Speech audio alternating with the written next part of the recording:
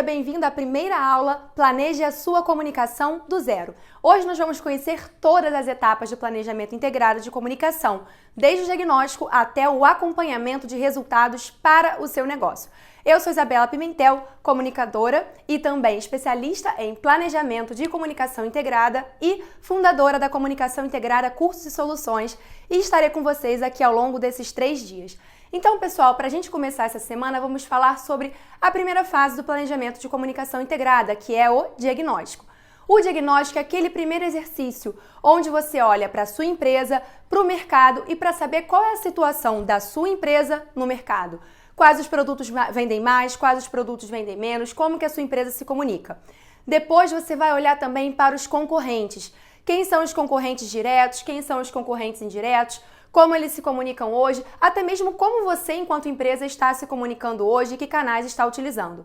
Essa fase de diagnóstico é também conhecida como análise de cenários ou análise de ambiente. Então, geralmente ela é feita através de matrizes como a matriz SWOT, força, fraquezas, oportunidades e ameaças. Então, todo planejamento de comunicação ele deve partir de um diagnóstico, jamais ele vai ser feito com base no achismo. A gente não deve fazer um plano de comunicação com base no que está na nossa cabeça. A gente deve fazer esse plano com base em documentos e análises de cenários.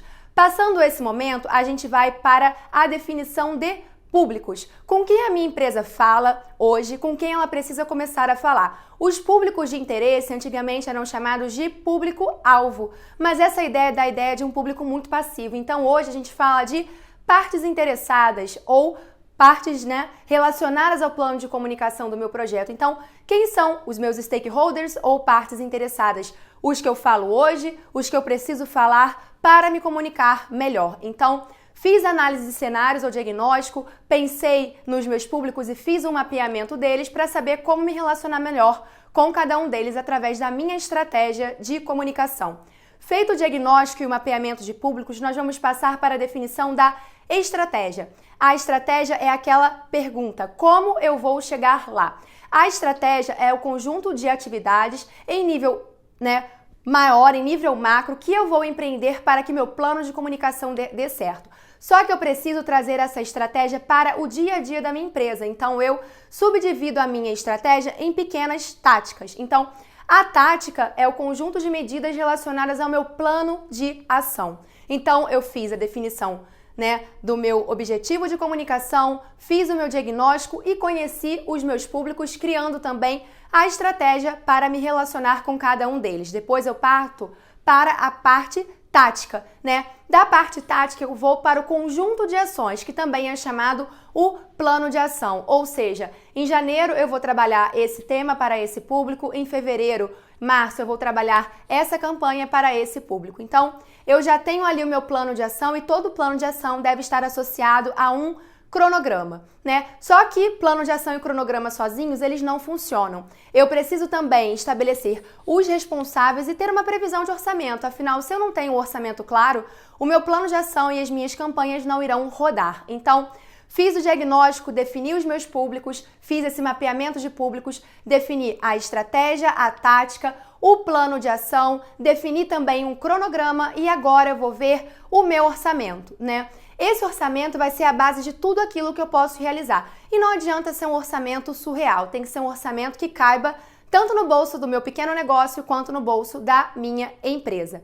E ele deve tornar o meu produto viável, deve tornar a minha campanha realizável, E depois de tudo isso, tendo o plano de ação, o orçamento, o cronograma e também os responsáveis por cada uma dessas etapas, nós vamos partir para o acompanhamento do projeto.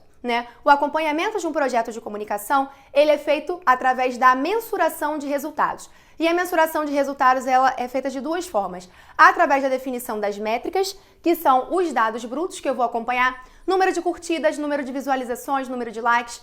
E em um segundo momento, depois que eu pego essa métrica e acompanho e relaciono ao meu objetivo de negócio e ao meu objetivo de comunicação, eu defino um KPI, ou indicador de desempenho. Então, eu tenho aí toda a estrutura do meu plano, desde o diagnóstico, passando pelo plano de ação, cronograma, responsáveis, até o acompanhamento ou mensuração de resultados.